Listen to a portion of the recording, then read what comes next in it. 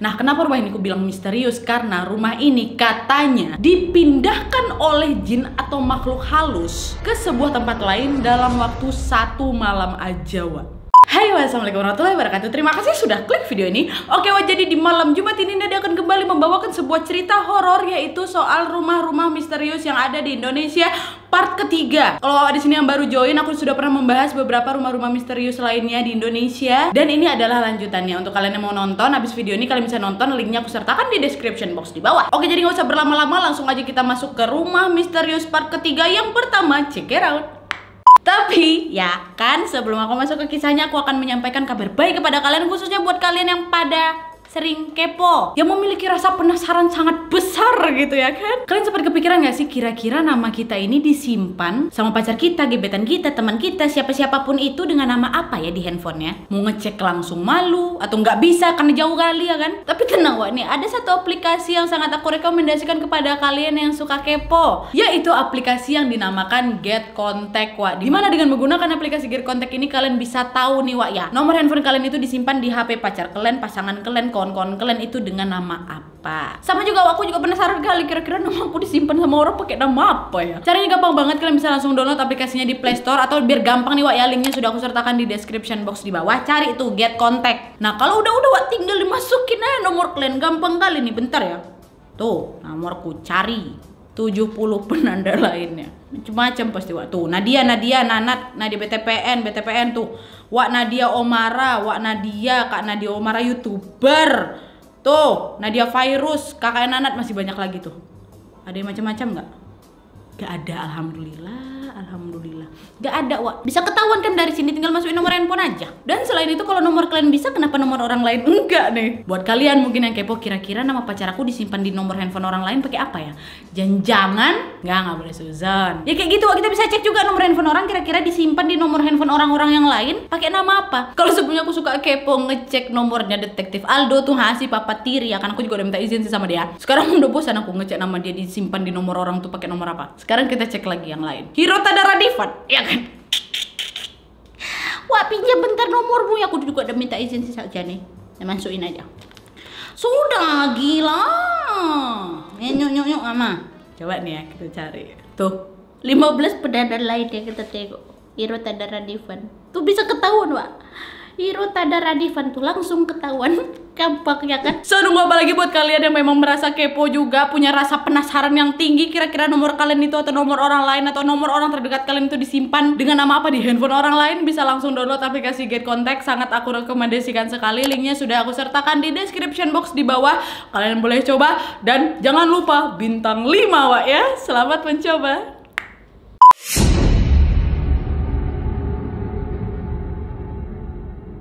Yang pertama, rumah Giman di Ngawi, Wak. Jadi adalah nih, Wak, ya, rumah misterius yang dimiliki seorang warga di Desa Mengger, Kecamatan Karanganyar, Kabupaten Ngawi. Nah, kenapa rumah ini aku bilang misterius? Karena rumah ini katanya dipindahkan oleh jin atau makhluk halus ke sebuah tempat lain dalam waktu 1 malam aja, Wak. Kok bisa? Yang jelas memang kejadian aneh bin ajaib ini membuat semua warga di sana itu langsung geger, dan desas-desus yang beredar menyatakan bahwa rumah tersebut milik seorang warga yang bernama Giman. Nah, rumah itu katanya dipindahkan dengan bantuan jin, Wak. Berawal ketika unggahan dari sebuah Instagram bernama Mana Berita yang di-share-nya pada bulan Juli tahun 2020 lalu. Dimana kalau misalnya kalian dengar berpindah dalam waktu 1 malam aja, ini kan kejadian udah kayak mengingatkan kita dengan kisah Roro Jonggrang ya kan, yang meminta Bandung Bondowoso membangun candi dalam waktu semalam. Nah, tetangganya Pak Giman ini yang bernama Pak Soeharto mengatakan bahwa rumah milik Giman ini bergeser atau pindah dalam semalam secara ajaib, Wak. Memang dibenarkan juga sama tetangganya. Gak ada satupun orang yang mengetahui kapan rumah itu tuh bisa bergeser atau pindah tuh, nggak. Tapi yang warga tahu rumah itu tiba-tiba ada di situ aja gitu. Dan pada saat itu Pak Soeharto mengatakan bahwa rumah tersebut dipindahkan seorang diri oleh Pak Giman ini, Wak. Kan itu pasti nggak masuk akal, semalaman kalian mindahin rumah. Dan pada saat proses perpindahan itu tidak ada satupun tetangga yang diajak untuk memindahkan rumah itu. Betul-betul sendiri ya Pak Giman tuh. Dan dari sanalah warga setempat percaya bahwa rumah tersebut dipindahi oleh Pak Giman dan diduga dibantu oleh jin, Wak. Dan sejak kabar itu beredar, rame lah mulai itu orang mengunjungi rumahnya Pak Giman pasti. Nah, terus kesaksian Pak Giman apa, Nat? Gini, Wak, Pak Giman ini mengaku dia ini betul-betul telah telah memindahkan rumahnya ini sendirian dalam waktu yang sangat singkat pada tengah malam. Nah, Pak Giman ini menambahkan bahwa pada saat itu dia ini seperti dibantu oleh makhluk gaib dalam perpindahan rumah tersebut. Nah, rumah Pak Giman ini Wak bergaya limasan dengan memiliki 20 tiang, dan biasanya rumah dengan bentuk limasan tersebut membutuhkan tenaga sekitar 40-50 orang untuk mengangkat dan memindahkannya. Ini nggak Pak Giman sendiri aja katanya. Aneh bin ajaib gitu kan Wak. Nah, di sini nih Wak, Pak Giman ini mengaku pada saat itu seolah-olah ada banyak kali orang yang membantunya. Jadi di pikiran Pak Giman itu seolah-olah memang banyak yang membantu dia mindahin rumah itu Wak. Dan Pak Giman mengaku orang-orang yang membantunya ini wajahnya berbeda-beda gitu. Wajah-wajah yang tidak dia kenali cenah. Ya udah biasa aja kayak orang gotong royong memindah rumah aja katanya gitu. Dan bahkan ya Wak ya, pada saat itu Pak Giman mengaku pada saat sedang memindahkan rumah tersebut, Pak Giman ini malah tidak memegang sama sekali rumah itu. Di dalam alam bawah sadarnya nih, ya orang-orang yang banyak tadi yang membantu dia untuk memindahkan rumah itu, dia nggak sempat megang rumah itu Wak. Dan Pak Giman pun bercerita sebelum akhirnya rumah itu terangkat, dia ini harus berkoordinasi dulu dengan orang-orang tersebut atau orang-orang gaib itu untuk membantunya. Dan dari sanalah dia ini mulai membagi tugas kepada mereka untuk bisa mulai mengangkat dan memindahkan rumah itu. Pak Giman bilang nih Wak, yang ngangkatnya itu bentar Pak, tapi koordinasinya yang lumayan lama. Lumayan lamanya versi Pak Giman berapa lama Wak? Setengah jam aja. Lama menurut dia tuh. Dan Pak Giman pun mengakui dia ini tidak mungkin bisa mengangkat rumahnya sendiri tanpa bantuan orang. Memang saya dibantu sama orang-orang itu kok, walaupun memang orangnya saya nggak kenal, kata dia gitu. Apalagi dalam waktu yang singkat gitu. Dan juga by the way Pak Giman ini adalah seorang buruh bangunan gitu. Untuk ngangkat 50 kg semen aja dia nggak kuat, apalagi ngangkat rumah kalian pikir. Dan ternyata Wak, setelah diusut punya usut, Pak Giman yang sudah berusia 47 tahun ini mengaku dia ini bisa memindahkan rumah tersebut dengan kekuatan spiritualnya Wak. Karena katanya nih Wak ya, sebelum dia ini memindahkan rumah tersebut, dia ini bermeditasi lah itu di dalam rumah. Makanya itulah dia ini seperti bisa memanggil orang-orang gaib itu untuk bisa membantunya memindahkan rumah. Dan menurut keterangan dari kepala dusun Mengger di sana, beliau mengatakan bahwa sebenarnya pada saat hari-hari awal rumah itu berpindah, gak banyak orang yang tahu. Setelah akhirnya ada orang yang mencoba mengambil gambar dan memvideokan rumah itulah, baru heboh dari situ. Ini aneh bin ajaib sih. Aku pengen banget dengar keterangan dari Wawa yang ada di Ngawi di sini, yang mengetahui apa yang sebenarnya terjadi di rumah tersebut. Apakah betul-betul memang terpindah satu malam itu? Gak sampai satu malam malah kan? Karena memang aku aja gak habis pikir gitu, Wak. Kok bisa? Kalau memang ini beneran terjadi ya? Entahlah, namanya juga misterius ya kan. Udahlah, kita langsung masuk aja ke rumah berikutnya.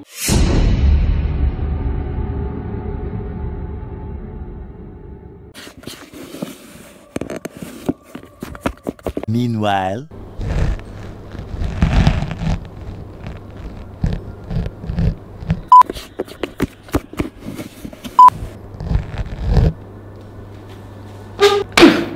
Yang kedua, rumah misterius di Bumi Sani Permai, Bekasi. Jadi Wak, rumah ini berada di perumahan Bumi Sani Permai, Desa Setia Mekar, Kecamatan Tambun Selatan, Kabupaten Bekasi, yang sudah dianggap oleh masyarakat sekitar sebagai rumah kosong yang melegenda Wak. Kenapa melegenda? Yaitu karena keangkerannya. Nah, rumah hantu ini tepatnya berada di Blok F5 nomor 23. Nah, rumah tersebut Wak dibangun sejak tahun 1985, tapi tidak pernah ditempati sama sekali oleh pemiliknya dan tidak pernah juga disewakan. Dan katanya rumah tersebut milik seorang wanita yang bekerja dan tinggal di Jakarta. Nah, karena memang tidak ditempati, pada saat itu warga ini sempat meminta izin untuk dipakai sebagai tempat latihan tenis meja pagi sampai siang gitu di hari libur mereka, dan sang pemilik pun mengizinkannya Wak. Nah, berawal dari situlah rumah tersebut menjadi terkenal. Tapi terkenalnya bukan karena ada kegiatan tenis meja di sana, yaitu rumah tersebut terkenal akan keangkerannya. Karena nih Wak ya, seringkali di rumah itu pada malam hari terdengar suara musik, orang-orang nyanyi, orang tertawa dan sebagainya. Kayak ada kegiatan lah gitu di dalam rumah itu Wak.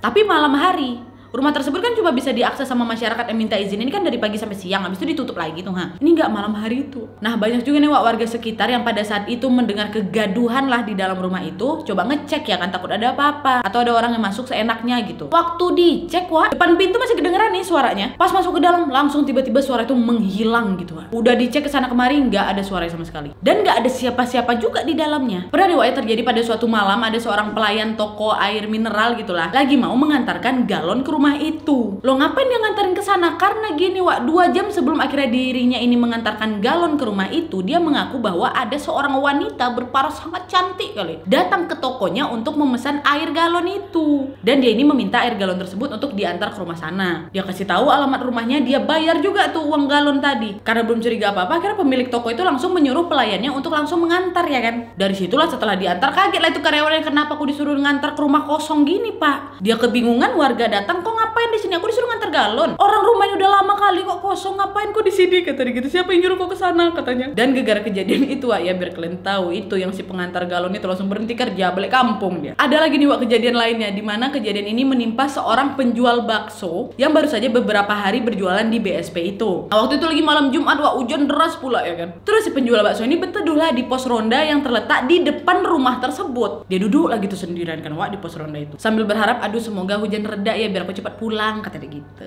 Terus nih tiba-tiba penjual bakso itu Wak dikagetkan dengan kemunculan seorang perempuan yang berpakaian serba putih. Masih muda perempuan itu, dia lihat entah dari mana asalnya, tiba-tiba ada gitu depan dia. Perempuan itu cantik Wak, ramah. Dia pesan lah itu semangkok bakso sama si abang ini kan. Dibungkus apa makan sini Neng, kata si abang. Makan di sini aja Mas, saya mau makannya di pos ronda, kata dia. Udah lah si abang ini sibuk akan mempersiapkan bakso pesanan si kakak ini nih. Si cewek tadi duduk di belakang dia. Waktu udah siap pesanan itu Wak, balik badan cewek itu hilang. Terus waktu dia kaget, mana cewek ini? Tiba-tiba Wak, sayup-sayup dia terdengar suara ketawa seorang perempuan dari rumah kosong itu. Apalagi kalau nggak langsung kabur abang bakso itu Wak. Ada lagi nih seorang tokoh masyarakat yang ada di BSP yang rumahnya juga berada di depan rumah tersebut, namanya Pak Heni, dimana bapak ini menuturkan bahwa rumah itu sebenarnya ada penghuninya. Siapa penghuninya? Makhluk halus, kata dia. Nah tahu dari mana? Karena memang Pak Heni ini bisa lihat gitu Wak. Ya memang ada si kakak atau si cewek yang goda Pak bakso tadi tuh sama yang air galon tadi, memang di situ tempatnya. Dan beberapa kawan-kawan yang lain. Pak Heni pun selalu menghimbau kepada masyarakat di sana untuk tidak menggunakan sembarangan tanda kutip rumah tersebut ya, kayak berjudi, minum-minuman alkohol, atau bahkan berzina, minta nomor buntut kayak gitu. Jangan, nanti kenapa-kenapa kalian marah orang itu, katanya. Tapi tetap ada juga lah Wak, beberapa warga yang tidak mengindahkan pesan dari Pak Heni ini, sampai akhirnya hal ini terjadi kepada seorang pria, dimana dia ini pengen cepat kaya raya lah itu Wak. Bersemedilah dia sehari semalam di rumah itu supaya bisa mendapatkan wangsit nomor buntut. Udah selesai bersemedi, dia balik lah ini kan ke rumahnya. Dan tidak lama kemudian pria itu langsung berteriak-teriak histeris, langsung naik ke atap rumahnya sampai menjadi tontonan warga Wak. Kenapa laki ini kesurupan? Dan setelah warga melihat hal itu langsung melaporkan hal ini kepada Pak Heni. Pak Heni langsung datang, diobatin lah sudah itu si cewek cowok tadi. Baru diingetin kan, udah aku bilang jangan macam-macam di dalam situ. Hantu ini bisa nyelakain kau loh, katanya. Dah, baru dari situ prianya tobat, insya Allah. Semoga nggak diulang lagi ya Pak. Ada apa nggak di sini Wak Bekasi? Kalian sudah pernah mengunjungi rumah tersebut? Boleh langsung komen di bawah. Next.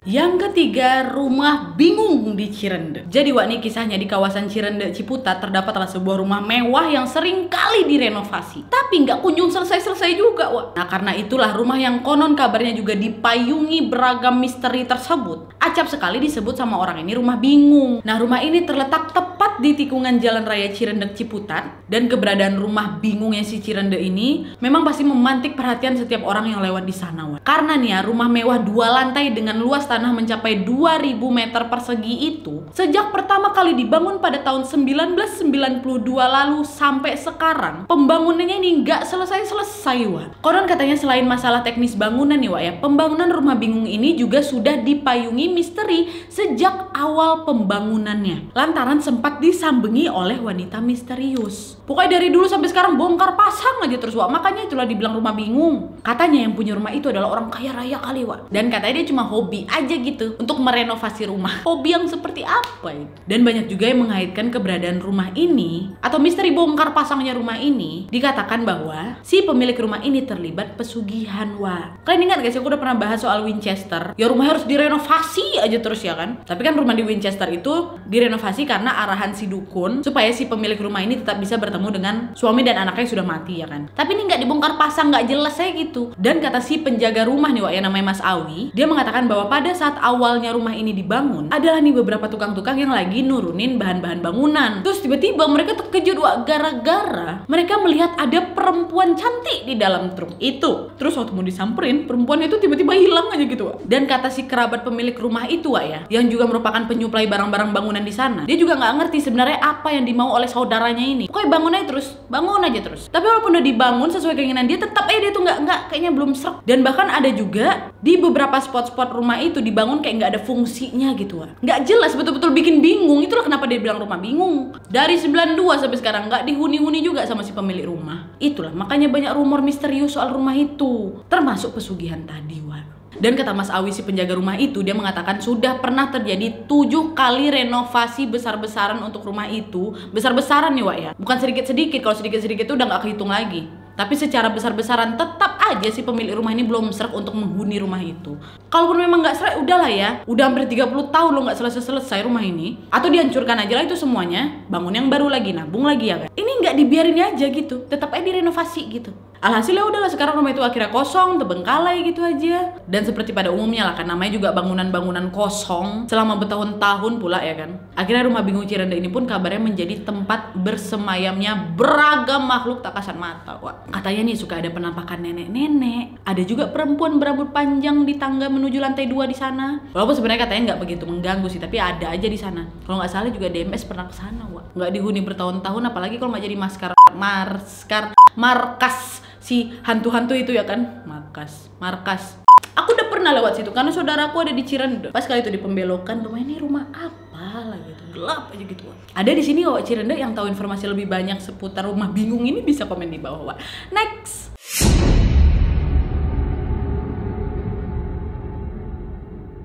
Yang keempat, rumah Bohemian Rhapsody di Blitar. Nah, Bohemian Rhapsody kalian tahu kan, film sama albumnya Queen tuh udah pernah juga aku bahas. Kalian boleh lihat lah, cari aja Nadia Oumara Bohemian Rhapsody. Nah, rumah ini dikenal dengan nama rumah Bohemian Rhapsody karena memang di depan rumah itu ada tulisan Bohemian Rhapsody. Nah, rumah ini wak kalau misalnya diperhatikan seperti gereja tua gitu awalnya, dan juga sempat viral tuh di Blitar. Selain memang bertuliskan Bohemian Rhapsody itu, rumah ini juga sebenarnya sering dijadikan tempat uji nyali wak. Ada beberapa postingan pemuda Blitar menyebutkan bahwa bangunan ini adalah gereja peninggalan Belanda katanya. Dan di sana mereka juga menemukan ada tulisan Anno 1806 di menara sisi kanan dan ada juga tulisan Kapital Kastel di menara sisi kirinya. Nah, yang jelas para netizen ini juga menanyakan apa sih sebenarnya hubungan bangunan ini dengan lagu bertajuk Bohemian Rhapsody Queen pasti kan? Tapi nggak ada satu orang pun yang tahu. Nah, rumah ini wak tepatnya terletak di Jalan Desa, Kecamatan Garum, Kabupaten Blitar, yang berdiri megah menghadap ke timur. Dan saat ini bangunan itu kondisinya udah nggak kerawat lagi wah. Di halaman depan rumah itu bunga-bunga liar udah tumbuh segar. Dan menurut penuturan orang yang sudah pernah berkunjung ke sana, selain tulisan Anno dan Kastel tadi, ada dua bendera merah putih ukuran 1 x 50 cm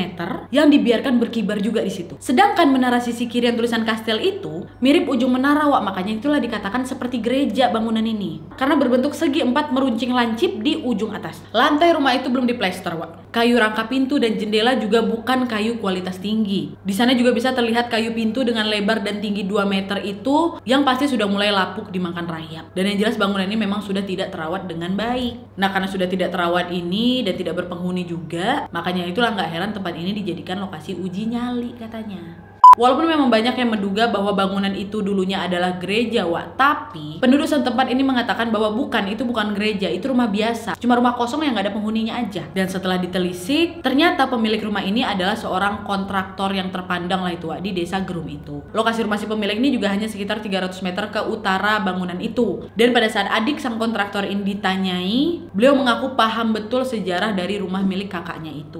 Dimana pada saat itu mereka mengatakan keluarga mereka ini membeli rumah tersebut dari Pak Triman. Pak Triman ini memang seorang seniman. Dan selain rumah Bohemian Rhapsody itu, Pak Triman ini juga membangun 3 rumah dengan konsep yang sama di daerah lain tapi di Gerum juga. Nah, keluarga kontraktor ini membeli rumah tersebut sekitar tahun 2000-an wah. Pada saat itu memang Pak Triman ini lagi dalam keadaan kesulitan keuangan gitu. Makanya rumah ini dijual ke keluarga kontraktor tadi. Dan menurut adik sang kontraktor ini, dia mengatakan bahwa dulunya Pak Triman ini memang tidak tinggal di situ wah. Di situ hanya dipakainya sebagai studio gitu buat latihan musik. Makanya itulah ada tulisan Bohemian Rhapsody. Dan juga keluarga itu menyangkal jika rumah itu bangunan tua. Karena memang sepengetahuan keluarga, Pak Triman ini membangun rumah tersebut sekitar tahun 93, Wak. Dan si adik kontraktor ini juga mengaku dia ini seringlah mendengar kalau rumah itu berhantu. Ya orang nggak dihuni lah pula. Dimana dia mengatakan katanya sering sekali ada penampakan genderuwo gitu loh, hitam gede yang menghuni rumah itu, Wak. Dan sebenarnya juga keluarga kontraktor ini melihat ada potensi bahwa rumah tersebut kan sering dikunjungi orang, dipakai untuk foto gitu kan. Nah, keluarga mereka ini memang sempat berniat mengelolanya menjadi destinasi wisata. Tapi karena tidak ada yang bisa fokus mewujudkan hal ini, dan mereka juga nggak sempat saking sibuknya dengan kegiatan mereka, sampai saat ini pun mereka masih menawarkan ke pihak lain jika memang ada yang berminat untuk mengelola rumah Bohemian Rhapsody ini. Ini sama sih halnya kayak rumah gurita yang pernah aku sampaikan di part pertama. Rumah milik seniman yang terkesan agak nyeleneh, tapi ya udah emang dia sukanya kayak gitu. Rumah gurita kalian tahu kan, di atas rumah kalian taruh patung gurita tuh, ha. Nah ini di depan rumahnya ditaruh Bohemian Rhapsody, seniman, Wak. Tapi entahlah pula ya kan, ada apa nggak di sini? Wawa dari Blitar bisa komen di bawah informasi tambahan seputar rumah Bohemian Rhapsody ini. Kita lanjut yang terakhir.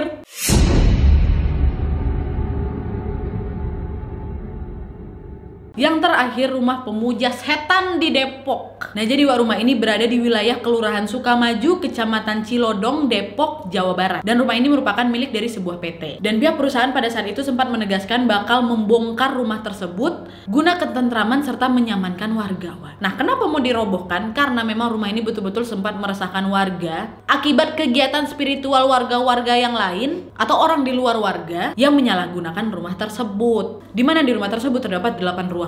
Dan biar kalian tahu, di seluruh ruangan itu terdapat benda-benda klinik yang digunakan untuk ritual ilmu hitam. Ada jimat tali pemikat di pintu kamar ruangan tengah. Terus ada juga semacam santet dalam botol air mineral yang terbungkus kantong plastik putih. Itu ditaruh di jendela kamar. Dan benda-benda klinik itu adalah milik seorang laki-laki yang bernama Bima. Bukan nama sebenarnya, Bima aja lah kita sebut. Nah menurut kesaksian seorang warga, Wak, dia mengatakan bahwa si Bima ini diduga mengalami gangguan jiwa. Bima yang pada saat itu berKTP di Bandung, dia ini seringlah nginap di rumah yang gak ada penghuninya itu, Wak. Waktu ditanyain ngapain kok nginap di sini, dia bilang apa? Saya sedang menunggu pacar saya yang datang, katanya.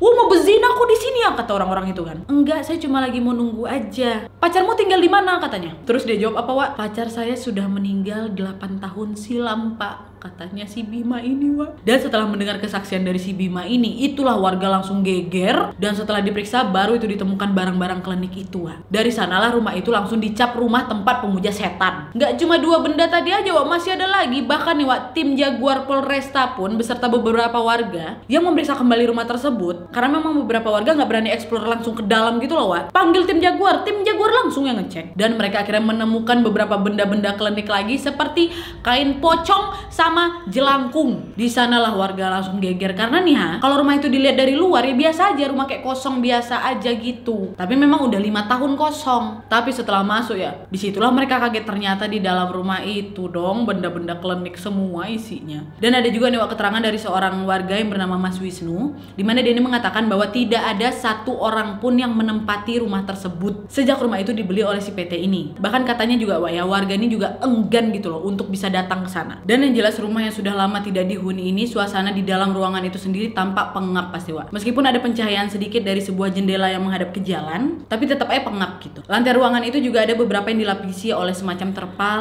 dan pada lantai ruangan terpal itu ditemukan ada beberapa buku tulis, Wak. Dan selain buku juga ada beberapa kacamata yang ditemukan bertumpuk di kamar tersebut, Wak. Dan di antara kacamata itu juga terdapat satu kartu domino atau kartu gaple. Dari situ orang berpikir mungkin di sini dijadikan tempat untuk bermain judi juga. Nah, sedangkan lokasi ditemukannya jelangkung itu, Wak, berada di area belakang rumah yang pada saat ditemukan oleh tim Jaguar itu tertempel di dinding. Terusnya pada saat jelangkung itu ditemukan, di boneka jelangkung itu, Wak, dikasih foto perempuan, dipakaikan kerudung juga. Terus juga ditemukan ada bekas dupa pembakaran menyan, Wak, untuk memanggil setan pasti. Selain itu juga ada apa? Kain kafan. Dan ternyata setelah dilakukan pemeriksaan lebih lanjut nih, Wak, ya, ditemukanlah bahwa ternyata jelangkung ini adalah ulah si Bima tadi. Orang asing yang memang kedapatan sering menginap di rumah kosong tersebut. Dia diketahui bahwa sudah hampir 1 minggu gitu dia tuh sering nginap di sana dan melakukan permainan jelangkung. Karena memang ulahnya ini meresahkan warga sekitar, akhirnya Bima ini diusir lah gitu dari rumah tersebut. Dan menurut kesaksian warga yang sempat memergoki si Bima pada saat itu, dia mengatakan bahwa pada saat itu si Bima ini lagi ada di dalam sebuah ruangan. salah satu ruangan di sana. Nah saat itu kata Mas Hendra si saksi ini, Mas Bima ini tampak sedang membacakan doa sambil mengangkatkan tangan, Wak, seolah-olah dia ini lagi menjalani suatu ritual tertentu gitu loh. Dan tempat Mas Bima ini dipergoki yaitu di tempat keberadaan jelangkung tadi tuh loh, di belakang rumah. Di sana dipergoki nama Mas Hendra ini, Wak. Dan pada saat diinterogasi soal keberadaannya di rumah kosong tersebut, Mas Bima ini mengklaim dia sedang menunggu kekasih hatinya yang sudah meninggal 8 tahun yang lalu. Namanya Vanessa atau siapa gitu, Wak. Makanya dari itulah sontak pengakuan dari Mas Bima ini langsung mengejutkan Mas Hendra dan warga-warga yang lainnya, sehingga akhirnya Mas Bima ini diamankan dan diusir dari tempat tersebut. Dan dikarenakan hal yang menyeramkan ini, makanya itulah si pemilik rumah dari PT tersebut mengindahkan saran-saran warga untuk segera merobohkan rumah itu, karena memang udah dijadikan tempat yang nggak betul sama beberapa orang, Wak. Karena bisa dipastikan kayaknya nggak cuma Mas Bima aja yang berusaha melakukan ritual ilmu hitam di sana, pasti ada orang lain lagi. Cuman sialnya Mas Bima lah yang ketahuan di sana. Tapi untung juga ketahuan. Akhirnya mau dirobohkan lah rumah itu. Apakah kalian pernah mengunjungi langsung pada saat pemeriksaan rumah tersebut? Atau ada informasi tambahan? Bisa komen di bawah, Wak, ya. Oke, Wak, jadi itu tadi beberapa rumah-rumah misterius part ketiga dari aku. Gimana menurut kalian? Rumah manakah yang menurut kalian paling misterius? Atau rumah manakah yang paling menyeramkan? Dan ada atau tidak rumah-rumah misterius lainnya di tempat daerah kalian? Kalian bisa komen di bawah. Mungkin nanti bisa aku lanjutkan di rumah misterius part keempatnya, Wak, ya. Oke, Wak, jadi sekian dulu videonya. Terima kasih yang sudah menonton. Kalau kalian suka video ini, klik like-nya. Jangan lupa komen di bawah untuk ide-ide dan saran-saran untuk video selanjutnya. Jangan lupa nyalain notifikasinya supaya kalian tahu kalau aku upload video baru. And as always, jangan lupa untuk klik tombol subscribe supaya kalian sama-sama tahu informasi menarik dan menegangkan dari channel aku. See you next video, Wak. Bye!